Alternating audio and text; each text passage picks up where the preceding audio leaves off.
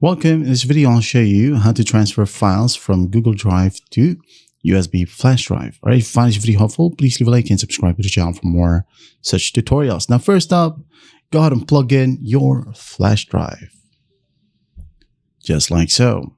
When you have it in here, you can go ahead and click on it to open it up. Minimize the window, open up your browser, and now go to drive.google.com. Just like so, hit on enter.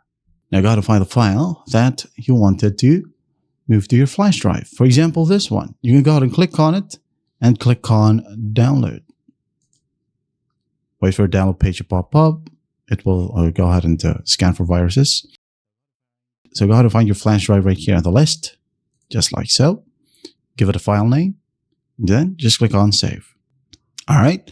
And once that's done, minimize the browser. Check your flash drive's window right here, and you should be able to see it right here.